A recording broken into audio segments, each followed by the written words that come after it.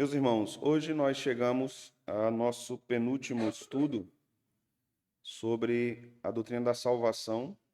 Chegamos a um estudo importante, que é uma consequência de tudo que nós temos visto desde a nossa introdução, desde a doutrina da eleição, da predestinação, até chegarmos nos últimos momentos ou nos últimos tópicos dessa doutrina. Então, hoje nós vamos tratar sobre santificação. Eu gostaria de convidá-los a abrirem a palavra de Deus em Filipenses, capítulo 2, versículo 12 e 13.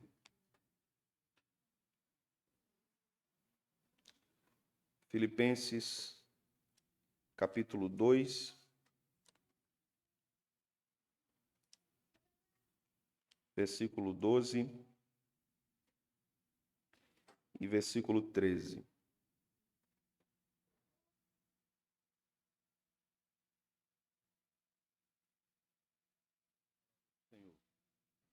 Som. Misericórdia. Parece aquela voz de Samuel. Deixa eu deixar outra aqui de precaução.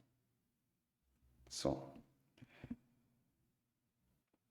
Assim, pois, amados meus, como sempre obedecestes, não só na minha presença, porém muito mais agora na minha ausência, desenvolvei a vossa salvação com temor e tremor, porque Deus é quem efetua em vós tanto querer como realizar, segundo a sua boa vontade. Amém. Vamos orar, meus irmãos. Senhor, nós te louvamos nessa noite por podermos chegar até aqui no estudo dessa doutrina. Te pedimos que seja muito instrutivo para nós, esclarecedor, que sejamos também exortados, consolados e edificados pela tua palavra.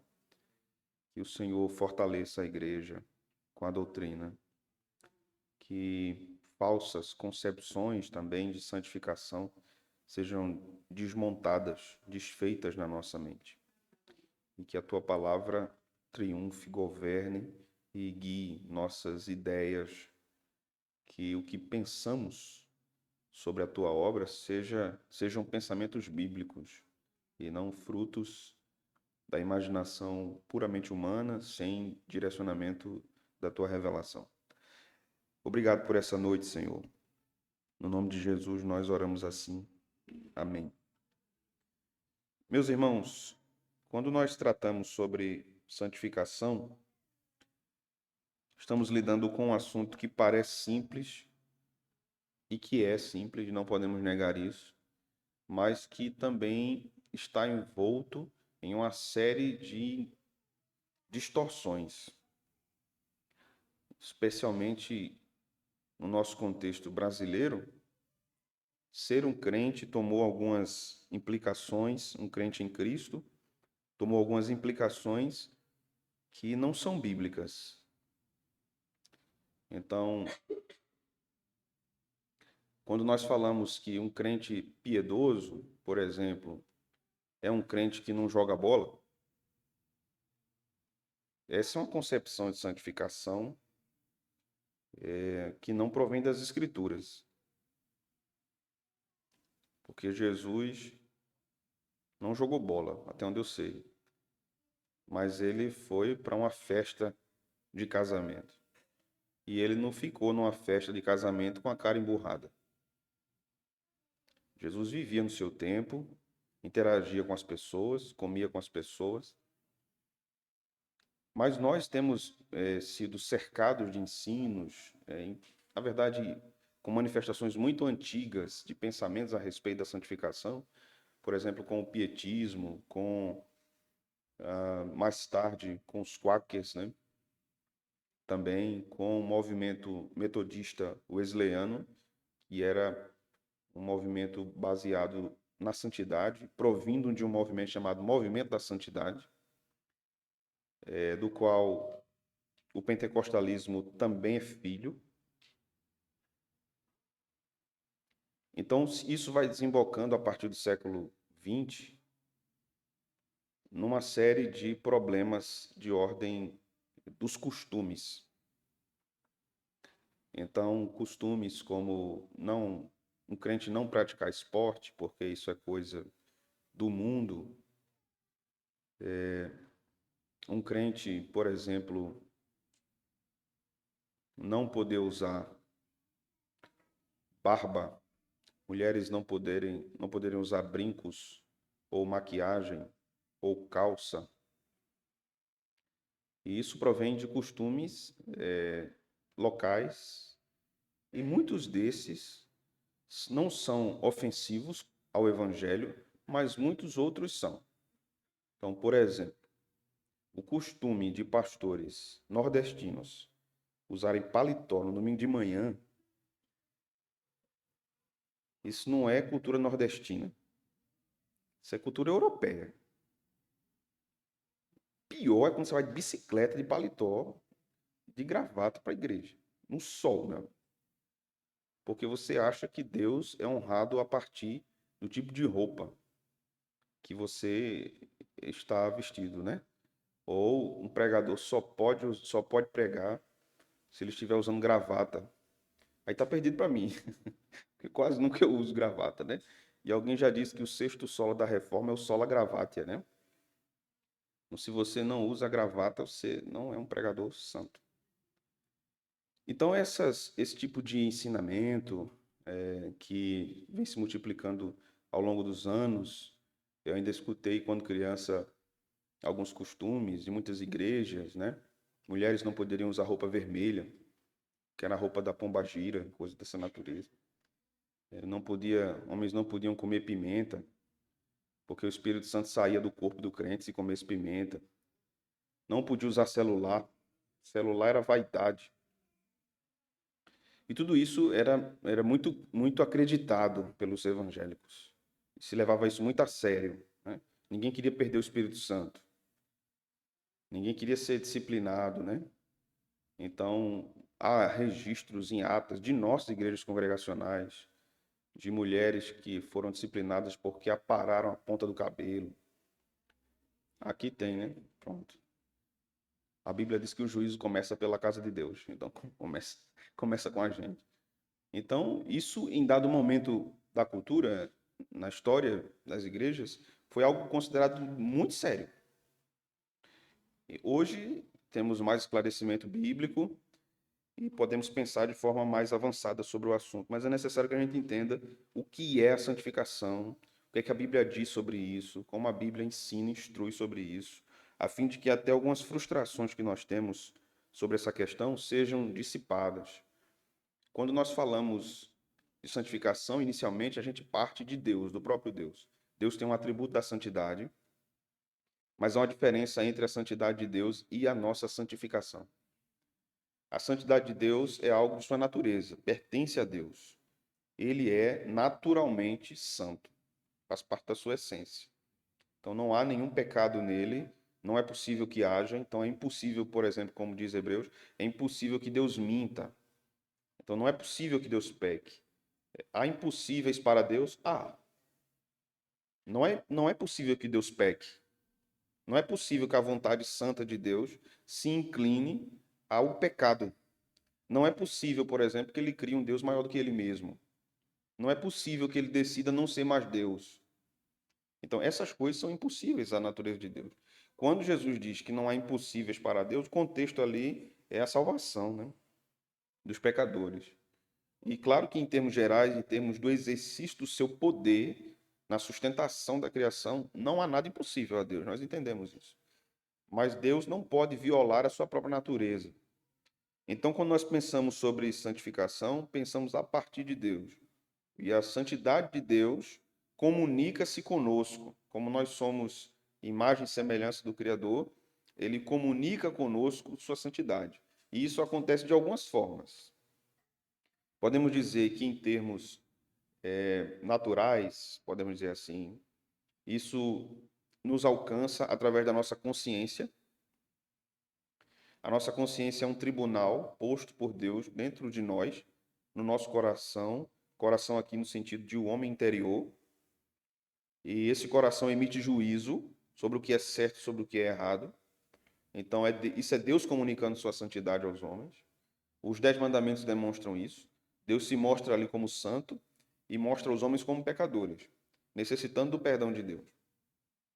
Mas o caráter da santidade mais amadurecida no ser humano só se dá a partir da salvação. Embora a consciência ajude o homem a refrear um pouco as suas potências de maldade, de pecado, a santificação só se dá a partir de alguém que é regenerado. Então, quando nós falamos santificação, nós temos várias coisas envolvidas aí. Nós temos regeneração, temos justificação, temos adoção, mas temos mais coisas concernentes à santificação.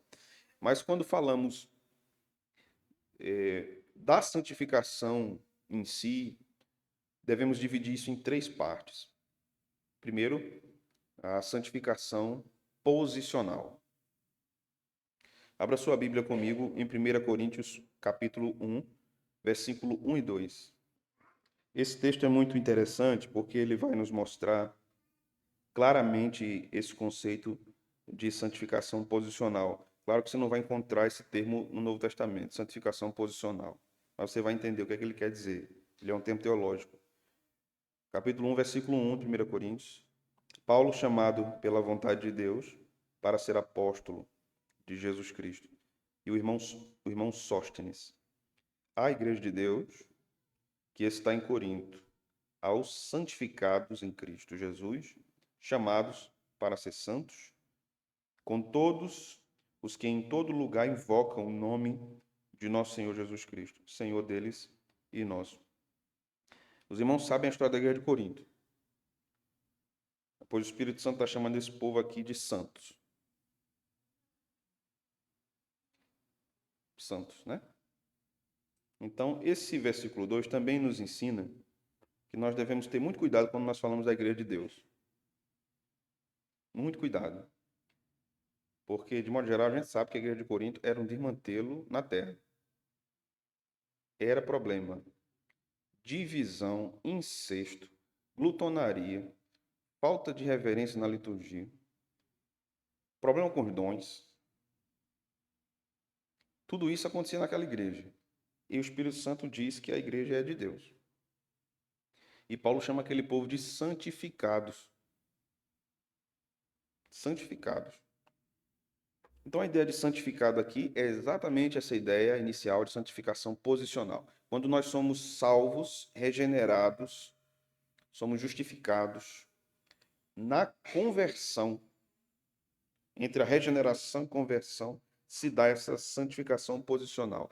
Somos feitos santos. Daí, inicialmente, já vemos a diferença gritante entre o conceito de santo no protestantismo e no catolicismo.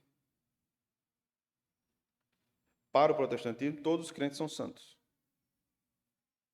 Para o catolicismo, aqueles que alcançam a santidade, se afastam do pecado drasticamente, radicalmente. Essa é a intenção do movimento monástico, dos monastérios, dos pais do deserto, a ideia de se afastarem da corrupção dos grandes centros urbanos e viverem nos mosteiros, nos monastérios, a fim de que fossem mais santificados ali.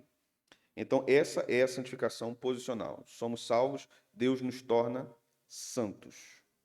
Então, aqui já aprendemos, vamos aprofundar um pouco mais à frente, mas já aprendemos que, inicialmente, a santificação é uma obra de Deus. Certo, irmãos? De Deus. Agora vamos abrir em 1ª Epístola de Pedro, capítulo 1 e versículo 2. 1 Pedro, capítulo 1 e versículo 2. Na verdade, nós vamos ler vários versículos em 1 Pedro, no capítulo 1, e vamos ler um versículo na 2ª Epístola de Pedro, capítulo 3. Mas aqui o versículo 2 inicialmente. Eleitos segundo a presciência de Deus Pai, em santificação do Espírito, para a obediência e a aspersão do sangue de Jesus Cristo, graça e paz vos sejam multiplicadas. Aqui nós observamos a ligação da santificação operada pelo Espírito com a obediência. Então, a santificação aqui é posterior à santificação posicional. Aqui não fala apenas da mudança do status do ímpio para o crente, que acontece na justificação, na conversão, na expiação. Aqui nós temos o que chamamos de santificação progressiva. Progressiva. Eu vou explicar isso mais à frente também, mas vamos ler alguns outros versículos. Já já eu falo sobre esse termo progressiva, porque ele não contempla devidamente tudo o que deveria quando se trata desse ponto da santificação. Vamos ver o versículo 14 do capítulo 1. O texto nos diz aqui: como filhos da obediência, não vos amoldeis às paixões que tinhais anteriormente na vossa ignorância. Veja que Pedro está falando com crentes, ele está dizendo que eles são filhos da obediência. Esse é um hebraísmo, filho de alguma coisa, no Novo Testamento, né, como filho do homem, filho de Deus, filho das trevas. Então, esses termos são hebraísmos que falam que aquela pessoa tem profunda ligação com aquilo de que é filho. Então, filho da desobediência, filho da obediência é aquele que é obediente. Filho da desobediência, Paulo usa esse termo também em outra epístola, é aquele que vive em desobediência. Então, nós somos filhos da obediência. Não vos amoldeis às paixões. Então, é possível que o crente, santificado posicionalmente, se amolde a paixões que eles tinham antes, no tempo de ignorância. É possível que um crente caia em pecado. Não caia da graça. Nós vamos ver isso na próxima semana, né? Sobre a perseverança dos santos. O crente não pode cair da graça, ou seja, não pode perder a graça absolutamente, perder a salvação. Mas ele pode cair em pecado. Por isso, a necessidade da santificação progressiva. Ele vai lutando pela santificação. Vamos ver outro versículo, versículo 15. Pelo contrário, segundo é santo aquele que vos chamou, tornai-vos santos também vós em todo o vosso procedimento. Então, há um esforço do crente em ser santificado. Sede santos porque eu sou santo. Isso implica em uma ação de minha parte, em um engajamento de minha parte em viver uma vida santificada. O que é a vida santificada? É uma vida que agrada ao Senhor. Vamos ler outro versículo, versículo 16. Porque está escrito, sede santos porque eu sou santo. 17. Ora, se invocais como Pai aquele que, sem acepção de pessoas, julga segundo as obras de cada um, portai-vos com temor durante o tempo da vossa peregrinação. Veja as recomendações de Pedro. Atentem para o vosso comportamento, irmãos. É possível que vocês caiam em pecados passados. Tenham uma vida santa diante de Deus. Busquem a santidade. Essa é a santificação progressiva. Vamos para a segunda epístola de Pedro, capítulo 3, versículo 18. Vamos ler o 17 e o 18. Capítulo 3, 17 e 18. Vós, pois, amados, prevenidos como estáis de antemão, acautelai-vos, não suceda que, arrastados pelo erro desses insubordinados, descaiais da vossa própria firmeza. Então é possível um crente cair da sua firmeza na fé. Ele cair de sua santidade, da sua santificação. Verso 18. Antes crescei na graça e no conhecimento de nosso Senhor e Salvador Jesus Cristo. A Ele seja a glória, tanto agora como no dia eterno. Então, o crente precisa crescer. E esse crescimento é essa santificação progressiva. Crescendo em santidade, em santificação diante do Senhor. Então, isso quer dizer que esse caráter da santificação é diferente da eleição. A eleição é um ato de Deus. A regeneração é um ato de Deus. A justificação é um ato de Deus. A conversão é um ato de Deus por causa da regeneração, mas aí quando Deus transforma o coração, o homem responde. Então a conversão é também propriamente um ato de Deus. A santificação é um ato que Deus começa e que o homem continua. Ele luta para ser santo. Ele busca a santidade. Então, a santificação, nesse aspecto, é sinérgica, não é monergística. Monergismo é quando Deus apenas opera. Um lado apenas coloca a força, coloca o poder para que algo aconteça. Sinérgico é quando as duas coisas cooperam. Então, a santificação é sinérgica. Os crentes precisam lutar para serem santos, para crescerem na fé. Lá no final do nosso estudo, nós vamos ver algumas heresias que surgiram na história da igreja e ainda permanecem dentro de muitas igrejas, permanecem em termos doutrinários, institucionais em muitas igrejas, e em outras igrejas permanecem no coração dos crentes. Mesmo que não esteja na confissão de fé daquela igreja local ou denominação, mas permanece no coração dos crentes. Sobre esses aspectos da santificação. Mas nós vamos observar também um outro aspecto da santificação, que nós chamamos de santificação plena, ou total, ou absoluta, ou final. 1 Coríntios, capítulo 15, versículo 53. Uhum.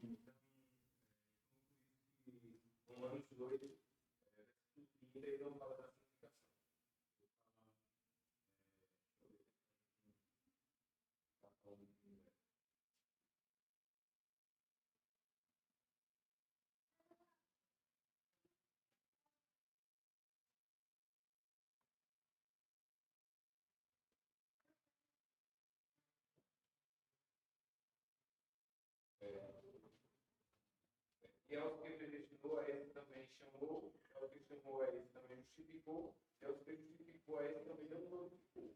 E não colocar santificação aí, porque ele está aprovando que todas essas questões aqui são divinas, né? São de Deus para o homem. Ações de Deus.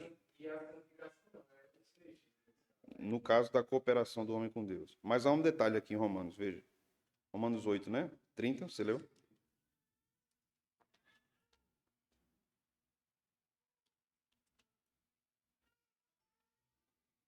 Veja o verso 29. Porquanto aos que de antemão conheceu, também os predestinou, para serem conforme a imagem de seu filho.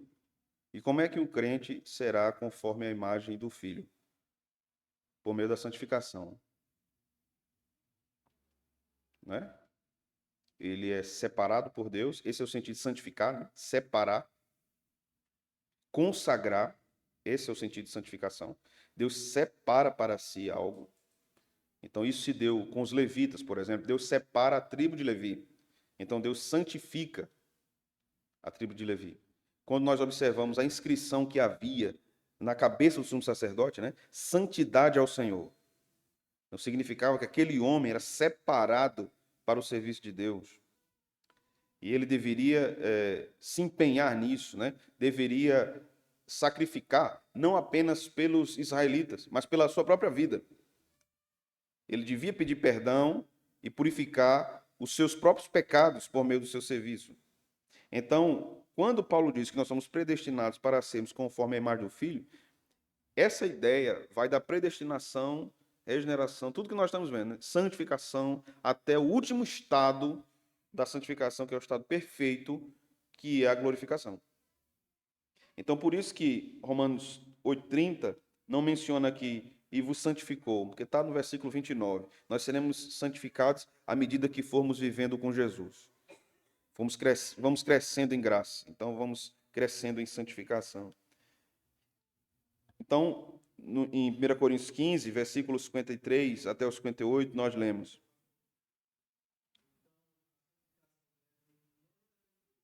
os dois, sempre. A pergunta de Filipe foi se a santificação depende de nós ou de Deus. Minha resposta é dos dois. Sempre dos dois.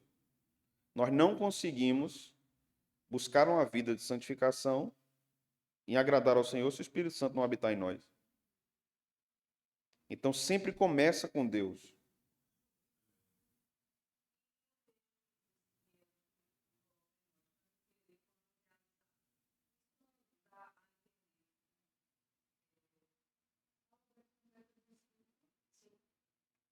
Vamos para o texto.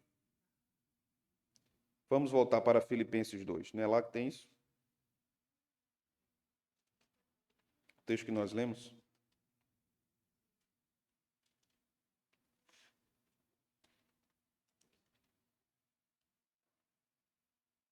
Verso 13, 2 e 13. Porque Deus é quem efetua em vós tanto o querer como o realizar, né? Esse foi o texto que Sandra mencionou. Se nós lermos esse texto isoladamente, nós vamos dizer, só se Deus quiser que eu seja santo. Se Ele não quiser, eu vou continuar pecando. Nós vamos dizer isso. Mas olha o verso 12. Assim, pois, amados meus, como sempre obedecestes, não só na minha presença, porém, muito mais agora na minha ausência, desenvolvei a vossa salvação. Isso é um ato humano.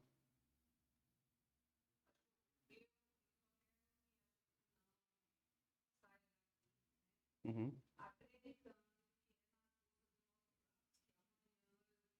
Não vai sair, não. Estou no começo ainda. Estou no começo.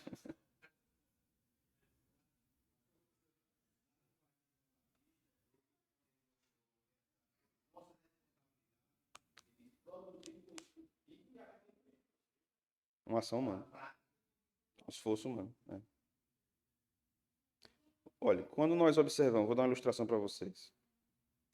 Quando nós observamos alguns verbos no Novo Testamento e como eles se movem no Novo Testamento, por exemplo, em Colossenses 1, e nós observamos as vozes dos verbos, então você tem a voz ativa. O que é a voz ativa? Quando você faz.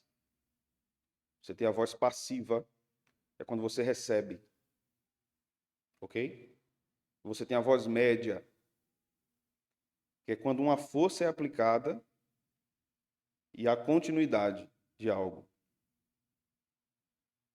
A santificação progressiva é isso. Deus impulsiona. Por isso que eu disse que ela depende de Deus. Não depende só dos homens. Mas o homem tem responsabilidade de responder esse impulso divino, do Espírito que habita nele. Então, ele tem responsabilidade. Quando Paulo fala que desenvolver a vossa salvação, é lógico que ele não está dizendo que se esforce para um dia você ser salvo. Ele não está falando disso. Ele está falando de alguém que já foi salvo. Ele começa dizendo isso no início da Epístola aos Filipenses, chamando a igreja de Deus. Então, ele está falando para os crentes. Então, o que é desenvolver a salvação? Lutem para serem santos.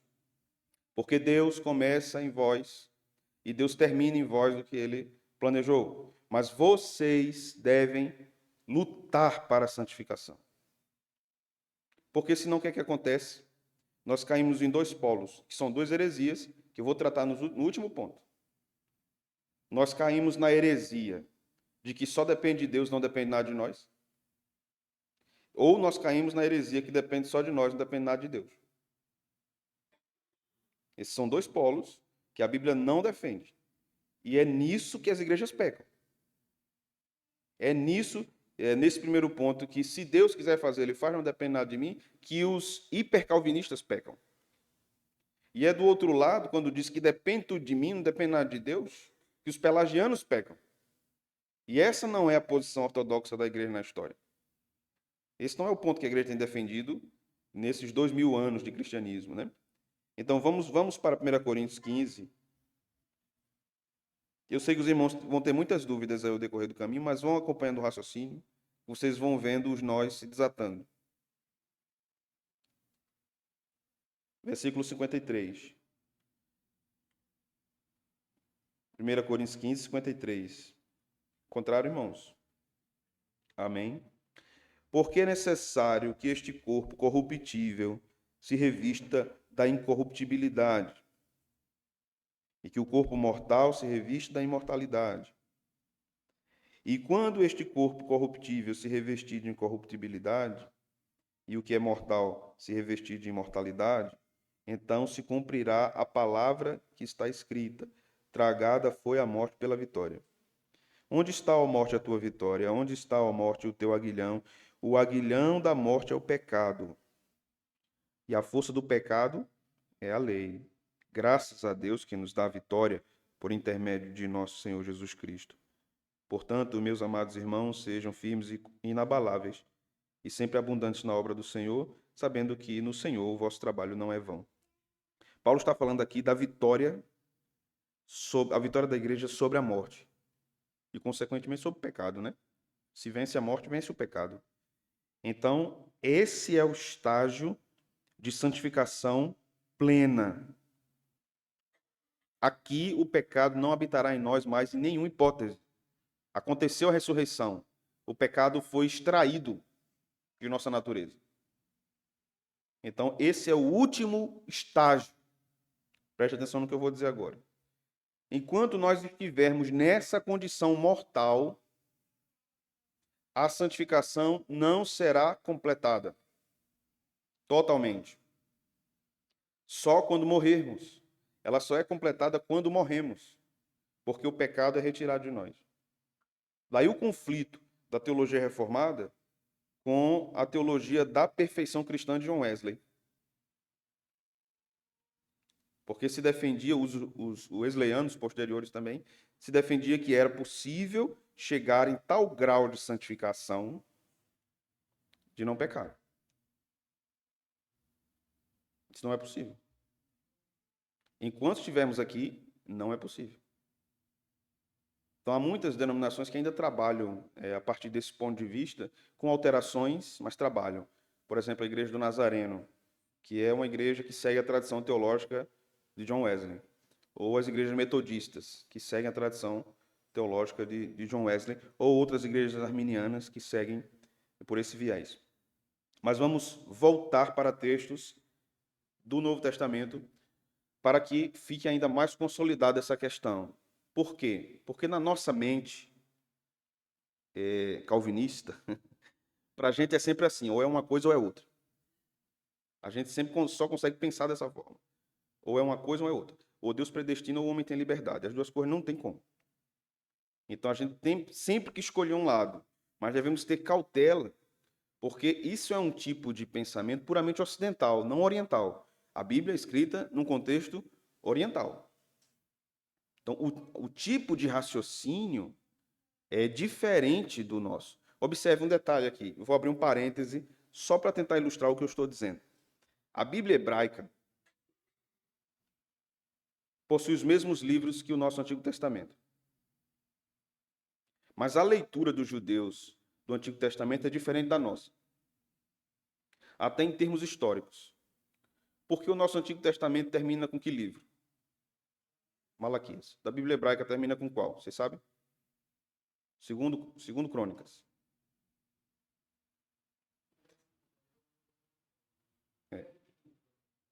A divisão muda, né? Lá na Bíblia hebraica. Por que isso é importante para a teologia judaica e cristã? Malaquias termina prometendo a vinda do Messias. Então, os cristãos leem o Antigo Testamento e terminam de ler o Antigo Testamento esperando uma pessoa, Cristo. Segundo Crônicas, trata sobre o fim do cativeiro. Os judeus terminam o Antigo Testamento esperando a restauração do cativeiro. Veja como é diferente a leitura. Eles não terminam esperando uma pessoa. Eles terminam esperando a restauração do cativeiro.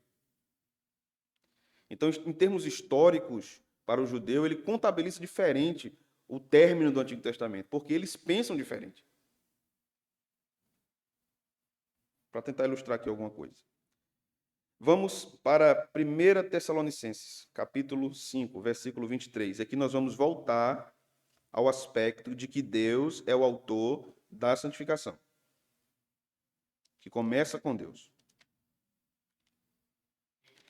5, 23. O mesmo Deus da paz vos santifique em tudo. Então, fica claro na primeira linha. Quem santifica? Deus. E o vosso espírito, alma e corpo sejam conservados íntegros, irrepreensíveis, na vinda de nosso Senhor Jesus Cristo. O texto é claro. Quem santifica é Deus. Vamos mais para frente ler Hebreus, capítulo 13, versículo 20 e 21. Ora, o Deus da paz, que tornou a trazer dentre os mortos a Jesus, nosso Senhor, o grande pastor das ovelhas, pelo sangue da eterna aliança, vos aperfeiçoe em todo bem, para cumprirdes a sua vontade, operando em vós o que é agradável diante dele, por Jesus Cristo, a quem seja a glória para todos sempre. Amém. Esse texto deixa mais uma coisa clara para nós, ou seja, assevera o que nós vimos antes. Deus é quem nos aperfeiçoa para todo o bem, para cumprirmos a sua vontade. Isso está posto, está no texto. Deus é o autor e o movedor inicial da santificação. Sem ele, nada pode acontecer. Jesus nos disse, sem mim, nada podeis fazer. Então, isso aqui deve ser lido por nós e deve ser apreendido. A Bíblia diz que a santificação começa a partir de Deus. Eu não consigo ter uma vida santificada se Deus não operar em mim. Eu não consigo ter. Quando nós lemos Gálatas 5:22, sobre o fruto do Espírito, nós podemos ver que isso é gerado pelo próprio Deus. Aquelas virtudes do Espírito são geradas pelo próprio Deus. Agora vamos ver o outro lado da moeda.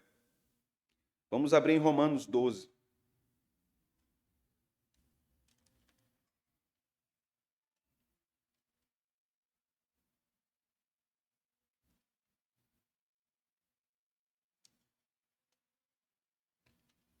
Vamos começar lendo o verso 9, depois leremos o 16 e o 17. Vamos ler o 9 e o 10, depois o 16 e o 17. O amor, Romanos 12, 9. O amor seja sem hipocrisia. Aqui, dentro do contexto do que nós estamos discutindo, já nos ajuda muito. Porque então é possível que o amor seja hipócrita? Sim. E Paulo está dizendo à igreja que o amor não seja hipócrita. Deus vai mover a igreja para que ame hipocritamente? Não. Mas o homem pode fazer isso? Pode. Então é uma ação dele. Mas o homem também pode amar verdadeiramente? A igreja pode amar verdadeiramente? Pode. Mas por que pode? Certo. E se em um caso ou outro, alguém da igreja escolher não amar verdadeiramente, mas hipocritamente, isso recai sobre quem? Sobre Deus ou sobre o homem? Então o homem tem a possibilidade, o salvo tem a possibilidade de obedecer a palavra e amar verdadeiramente? Sim. Então ele está no contexto de responsabilidade do desenvolvimento de sua salvação, de sua santificação. O texto continua: detestai o mal, apegando-vos ao bem. Observe que Paulo não diz assim: se for a vontade de Deus, vocês vão detestar o mal. Não é isso que Paulo está dizendo, né? Se for a vontade de Deus, vocês vão amar. Em nenhum momento na Escritura a gente lê, por exemplo, nenhum dos apóstolos, nem Cristo, ninguém dizendo no Novo Testamento, se for a vontade de Deus, perdoe quem lhe ofendeu. Se Deus mover você para perdoar a pessoa, perdoe. A gente aqui diz isso.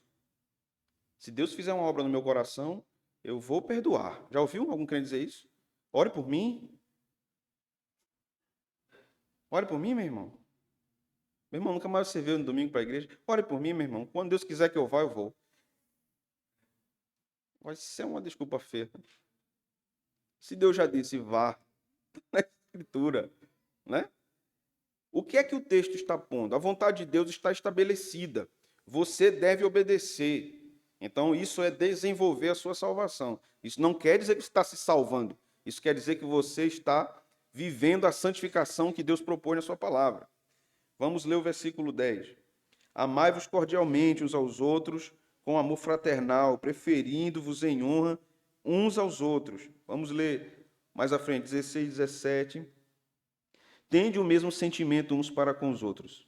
Em lugar de serdes orgulhosos, condescendei com o que é humilde. Não sejais sábios aos vossos próprios olhos. Não torneis a ninguém mal por mal, esforçai-vos por fazer o bem perante todos os homens. Esforçai-vos por fazer o bem perante todos os homens. É muito claro, né? Cabe a mim esse esforço. Paulo está dizendo, se esforce para isso.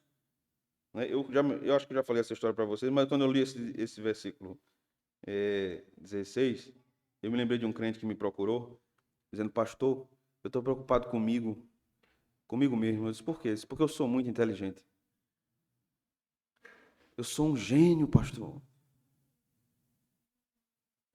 Eu estou admirado comigo mesmo. Eu disse, eu também. Eu estou admirado contigo. Porque o texto diz, não sejais sábios perante os próprios olhos. Se o senhor acredita que eu sou um gênio, eu digo, quem sou eu para dizer o contrário? Se você tem tanta convicção na sua vida, que você é, você é um gênio, né? Mas Romano diz isso, deixei o texto para ele pensar na vida dele, né? Sim, capítulo 12. Transformai-vos, né? Não vos conformeis. Isso implica ações humanas. Mas, aí repito, essas ações, observe, viu, irmãos, para a gente entender aqui qual é o ponto em que a tensão se desfaz. Eu só posso transformar minha mente, eu só posso, conforme Paulo disse aqui, ter um culto racional, no versículo anterior, se eu fui convertido, se eu fui regenerado.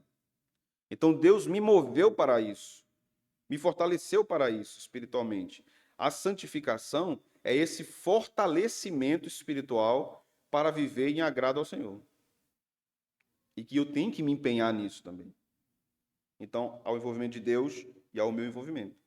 Então, quando eu confio apenas a mim mesmo, eu caio num erro doutrinário.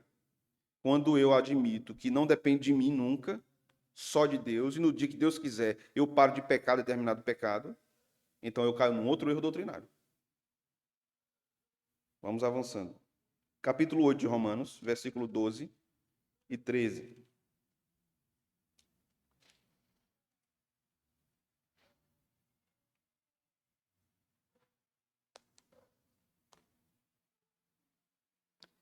Assim, pois, irmãos, somos devedores, não à carne, como se constrangidos a viver segundo a carne. Porque, se viverdes segundo a carne, caminhais para a morte.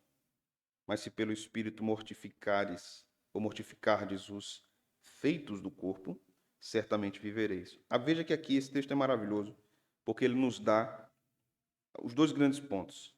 Eu mortifico pelo Espírito, né? O Espírito aqui é o Espírito Santo. É o Espírito que me fortalece para mortificar, mas sou eu que mortifico. Sou eu que mortifico. Há uma ação de minha parte. Veja o verso 14. Pois todos os que são guiados pelo Espírito de Deus são filhos de Deus. Verso 15. Porque não recebeste o espírito de escravidão para viverdes outra vez atemorizados, mas recebestes o espírito de adoção, baseados no qual clamamos, Abba, Pai. Então, até aqui, nós já podemos entender quais são as questões envolvidas na santificação. Deus move todas as coisas desde o início, santificação posicional, e Deus requer de nós luta contra o pecado. Não podemos dizer diferente disso. Por quê? Mais um texto. Eu vou ler esse texto e vou abrir aqui um pouquinho para alguns irmãos, que eu estou sentindo que vocês querem perguntar. Vamos para Gálatas, capítulo 5, versículo 16 até o 18. 16 ao 18. Digo, porém, andai no Espírito. Vocês devem andar no Espírito. Isso implica uma ação do crente, não é?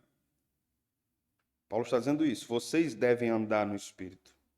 E jamais satisfareis as concupiscências da carne. Por quê? A carne milita ou luta contra o Espírito Santo, né? E o Espírito contra a carne, porque são opostos entre si. Para que não façais o que porventura seja do vosso querer. Mas, se sois guiados pelo Espírito, não estáis sob a lei. E aí, então, ele vai listar as obras da carne, né? No verso 19, e a partir do verso 22, o fruto do Espírito. Então, existe uma batalha do Espírito que habita em nós com a carne, mas há uma ordem apostólica, que vocês andem no Espírito. Andem obedientes ao que o Espírito ordena que vocês façam. Aí está a santificação progressiva. O Espírito vai me direcionar para que eu obedeça. Mas eu posso desobedecer. Se eu obedeço, eu cresço. Se eu não obedeço, eu regrido. Então, por isso que eu disse no início que o termo teológico santificação progressiva, ele não é perfeito para o conceito. Por quê? Porque uma vez salvos, não quer dizer que a gente vai progredir até morrer, espiritualmente. Vão haver quedas, vão haver esfriamentos. Vão... Hã? Não é. Não é. É progressivo no sentido de que vamos chegar na glorificação. Então, inevitavelmente, a gente vai ser levado para lá. Mas haverão picos e vales na caminhada cristã. Ora estaremos lá em cima, ora estaremos lá embaixo. Então, por isso que quando a gente está lá embaixo, a gente faz aquela famosa pergunta do crente. Será que eu sou crente mesmo? Já fez essa pergunta? Será que eu sou crente mesmo? Eu acho que eu não sou, não. Não é? Spurgeon dizia que era saudável fazer essa pergunta, mas não era saudável adoecer fazendo essa pergunta todo o tempo. Né? Porque a gente pode não entender essa peculiaridade da doutrina da santificação. Então, é muito fácil para a gente, por exemplo, olhar para uma pessoa que pecou terrivelmente, caiu e dizer, nunca foi crente. Davi era crente, irmãos? Eu acho que ele era. Sansão era crente? Sansão. Se Deus salvou Sansão, ele me salva. Davi. Jacó. Se Deus disse que amou a Jacó, não duvido do amor dele por mim. Amou Jacó, um cidadão daquele. E veja que o processo de santificação desses personagens bíblicos, né, foi um processo complexo. O que é que eu quero pontuar aqui, irmãos? Que a santificação progressiva, que é o que nós estamos tratando agora, não estamos falando nem da posicional, nem da glorificação. A glorificação, quando a gente chegar em escatologia, a gente vai tratar. Mas da posicional, esse é um processo lento de toda a vida cristã. De toda a vida. Por isso que o crente verdadeiramente maduro, ele entende que não é maduro. Ele entende que ainda falta muito. Que precisa muito. Que precisa orar mais. Que precisa ter uma vida mais santa. Que precisa amar mais o Senhor. Que precisa mudar muitas coisas no seu coração. Por isso que ele está nos pés do Senhor suplicando misericórdia. Quanto mais amadurecidos formos na fé, mais profunda a consciência de nossa miséria pecaminosa nós temos. Quanto mais amadurecido um crente for na fé, mais humilde ele será. Porque ele vai entendendo que ele é miserável pecador. Aquele, eu sou o cara. Tem outro não. Com toda humildade eu digo isso, pastor. Estou entendendo. Vocês querem perguntar alguma coisa aqui? Nascimento. Vou pegar a fala de Nascimento para colocar uma coisa para os irmãos. Há lutas, tentações que nós sofremos, que nós vamos lutar contra elas até o fim da vida. E vai ser o espinho na nossa carne. Até o final. Isso porque nós somos pecadores. Mas Deus sempre nos dará o escape, o livramento.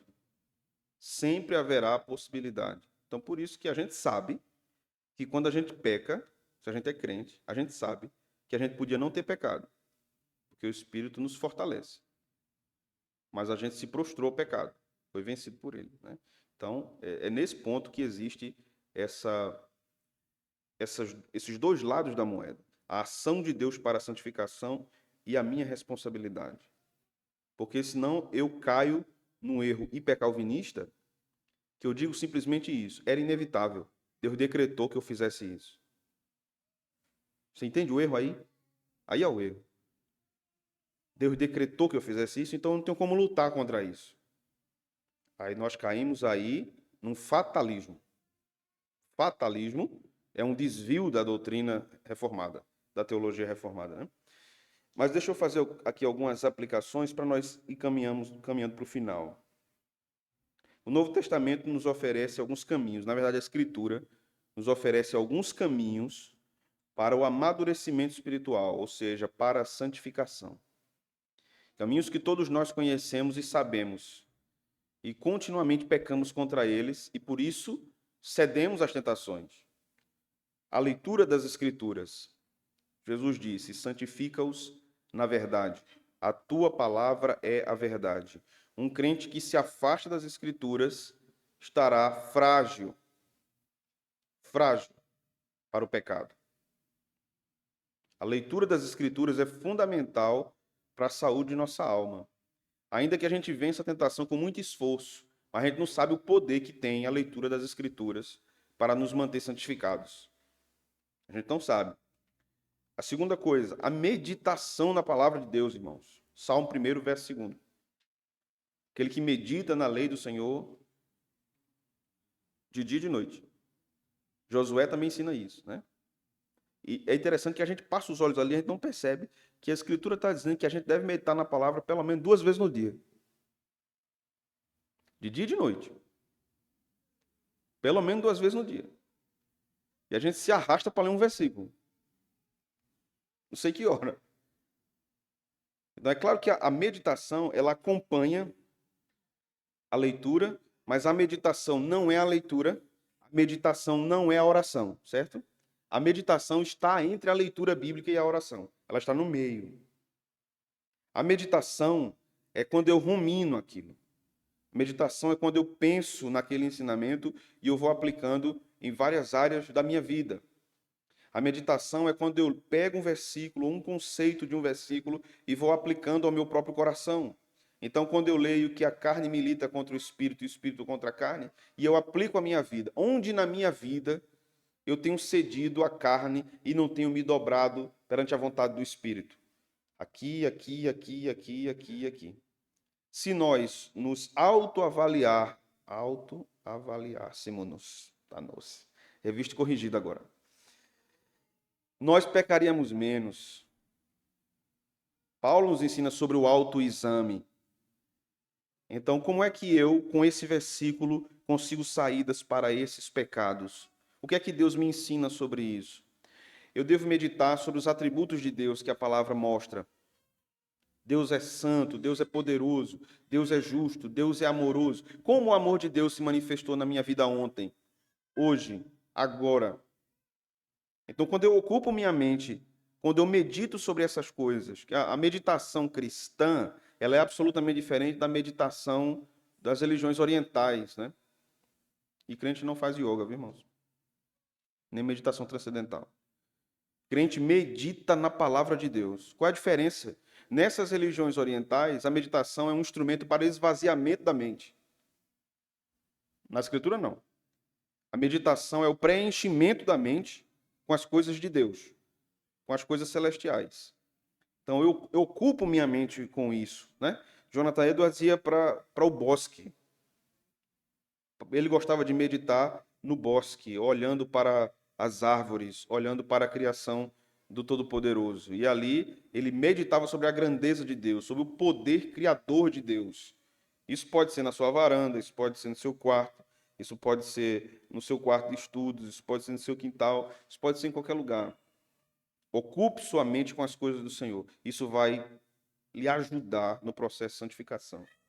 Terceiro caminho que as Escrituras nos ensinam, que nós sabemos muito bem, é a oração. Através da oração, nós somos visitados pelo Senhor. A oração não é um monólogo. E a oração em si já é um ato da graça de Deus, irmãos. Porque nós não merecemos orar.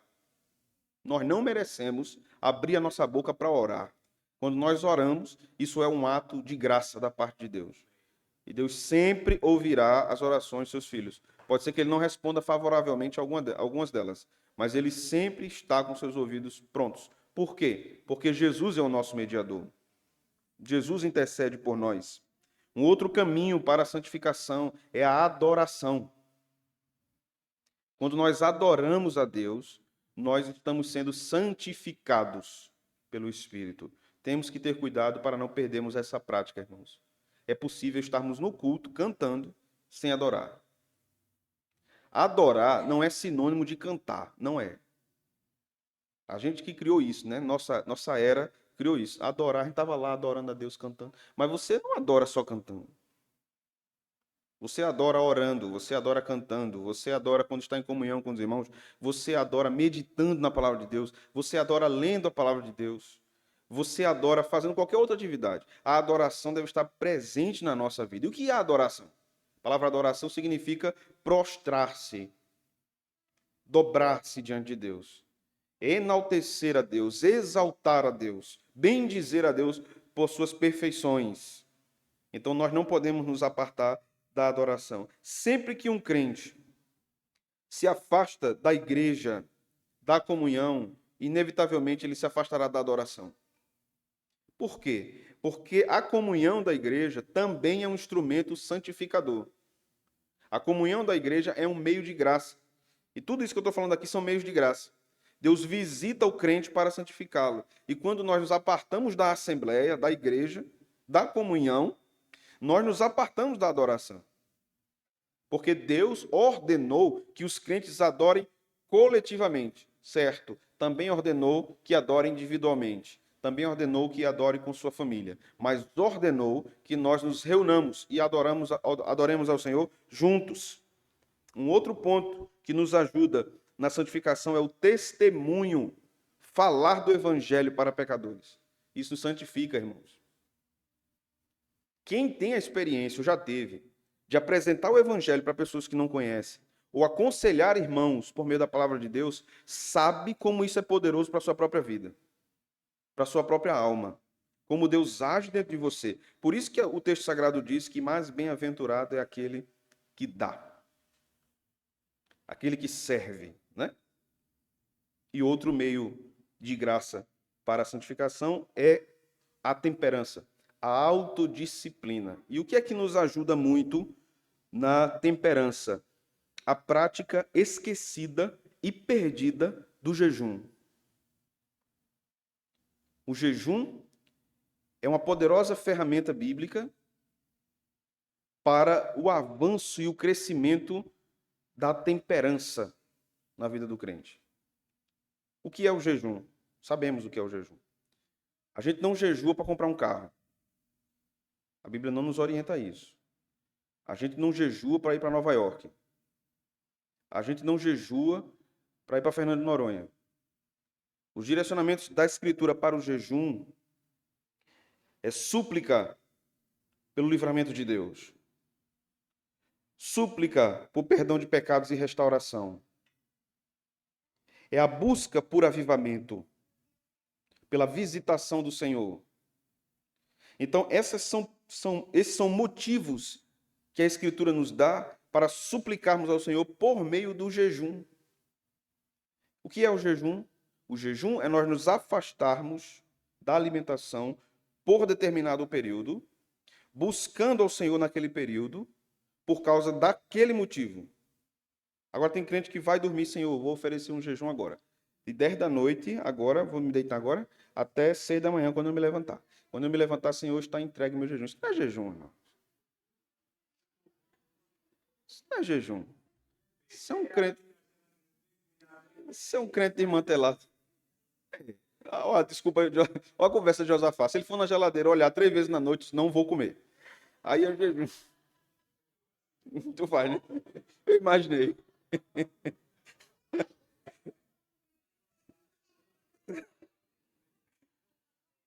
O jejum, irmãos, idealmente, observe, o jejum é um conjunto de coisas. Não é só você se afastar da comida. É você estar devotado a Deus num período. Jesus passou 40 dias jejuando, mas ele estava devotado a Deus todo aquele período. Não vou jejuar aqui, mas eu vou trabalhar. Você tem que estar concentrado, adorando a Deus, orando, lendo a sua palavra. Pode ser 1 hora, pode ser 2, pode ser 3, pode ser 12, pode ser 24. Mas você deve estar concentrado em adoração a Deus ali. Mas, pastor, é muito corrido o meu dia. Jejum no domingo, no dia do Senhor. No domingo. Agora é ruim se Mira estiver cozinhando um carneiro aqui na escola dominical e você estiver aqui na igreja. Aí a aprovação é grande, viu? Aí Deus está dizendo, fique firme aí. Mas o jejum nos ajuda muito a caminharmos numa vida que honra ao Senhor. E é uma prática que nós devemos resgatar, uma prática abençoada para a vida cristã. Deixa eu ir para o fim aqui, antes de abrir novamente, se vocês quiserem fazer perguntas, algumas advertências agora quanto às heresias que surgiram nos períodos históricos da igreja. 2 pares de heresias. O primeiro par é o ativismo. Essa heresia defende a justiça própria, em que as pessoas tentam obter por si mesmas, por seus próprios esforços, a santificação. Então, isso aconteceu muito na Idade Média, no período em que monges se dilaceravam por suas penitências. Lutero fazia isso.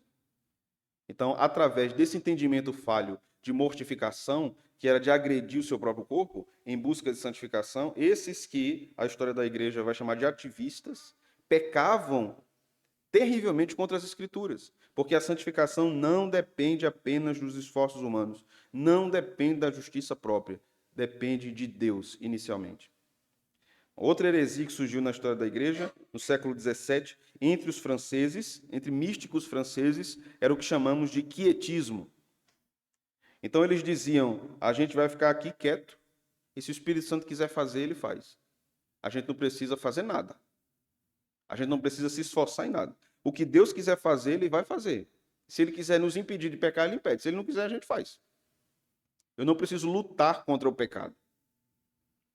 Observe o que Paulo diz em Efésios 6 sobre a armadura de Deus. Para que serve uma armadura? Para que você lute. Então você está numa batalha espiritual. Batalha espiritual não se refere apenas à luta contra principados e potestades diretamente. Também contra a nossa carne, contra o mundo.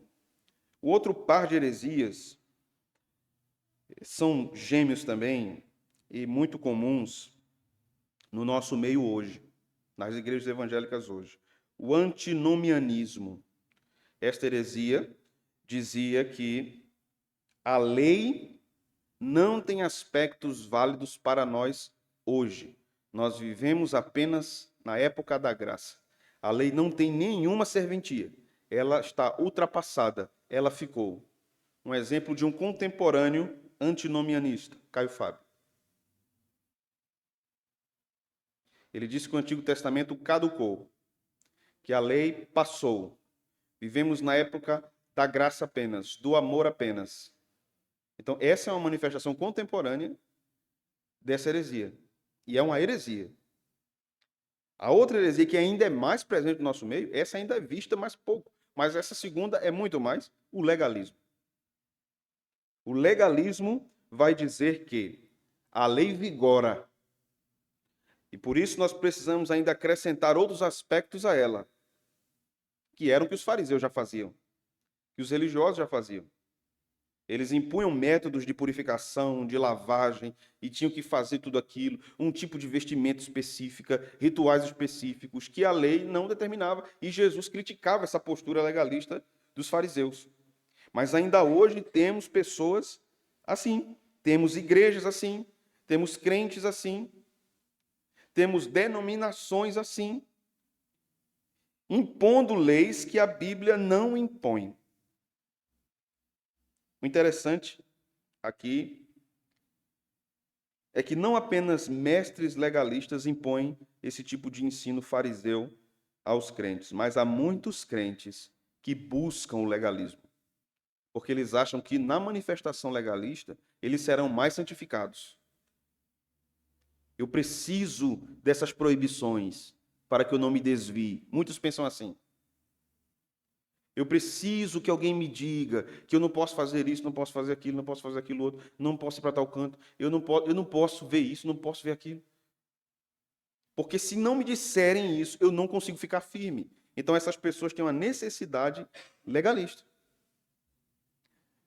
Eu conheci um homem, ele foi congregacional durante toda a sua vida, desviou-se dos caminhos do Senhor, viveu dissolutamente. Em determinada altura da sua meia-idade, ele voltou para a igreja. e veio conversar comigo e disse, mas eu não tenho mais condição de ficar na igreja congregacional. Eu disse, por quê? Disse, porque eu preciso de uma igreja que proíba muito, pastor. Eu preciso de uma igreja que me diga que eu não posso usar bermuda. Eu preciso de uma igreja que me diga que eu não posso fazer isso ou aquilo. Se eu lhe perguntar aqui sobre algum tipo de comida, o senhor vai dizer que eu posso ou não posso comer? Eu disse, não. Mas eu preciso disso. Eu preciso que me digam, que regulem realmente. Eu tenho essa necessidade, porque senão eu vou me desviar. Então, esse é um entendimento completamente desviado do Evangelho. É religião, mas não é o Evangelho. Então, há muitos crentes que estão em busca desse tipo de legalismo. E há aqueles que o legalismo só serve para o outro. Para ele não, para o outro serve. Jesus criticou os fariseus nisso, né? Vocês colocam uma carga sobre os ombros dos outros que vocês mesmos não levam. Então, vocês impõem isso às pessoas e não fazem. Então, o legalismo também é extremamente perigoso. Mas eu acrescentaria aqui um último ponto, que é a libertinagem. Aqueles que têm medo de cair no legalismo e viram libertinos. Pode tudo. Pode tudo. Aqui é Jesus. Jesus é amor. Um dia desse eu escutei um pregador bem famoso no nosso país, bem conceituado, que disse isso. Na nossa igreja só tem graça. Graça de Deus. Ninguém vai dizer a você que não use droga, que não se embebede. Ninguém vai dizer. E a graça de Deus. Ninguém vai dizer a você que a família deve ser assim, o assado. Não, não. Aqui é a graça de Deus. Venham, todos podem vir. Nossa igreja é inclusiva. Nós aceitamos todas as pessoas. E nós só pregamos a graça de Deus. Não há nenhuma espécie de proibição de nada, absolutamente. Qual é a questão? A questão não é que não há proibição, porque a Bíblia proíbe muitas coisas. Então, o que a igreja precisa ser ensinada é que se a Bíblia proíbe, eu não faço. Mas se a Bíblia não me diz que não me proíbe, não vai contra isso, eu não posso legislar em relação a isso. Eu não posso. Eu não posso chegar para um irmão e dizer, meu irmão, vem cá, olha, veja só, você está acima do peso, para de comer hambúrguer, para de comer lasanha, senão você vai ser disciplinado. Não posso fazer isso. Eu posso aconselhar, né? Hã? Tu ia ser disciplinado.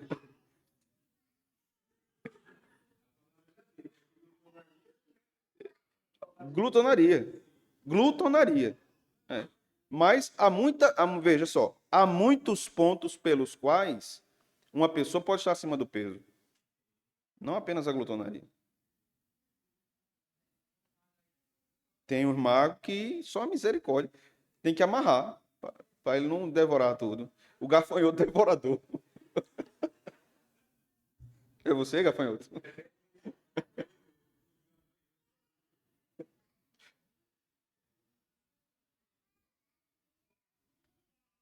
Nós devemos ter cuidado com os dois extremos, não é? Amém, meus irmãos? Observemos tudo isso. Observemos o que a palavra de Deus nos diz a respeito da santificação e prossigamos em conhecer ao Senhor. Vocês têm alguma pergunta, alguma consideração? Vamos ficar de pé? Vamos orar?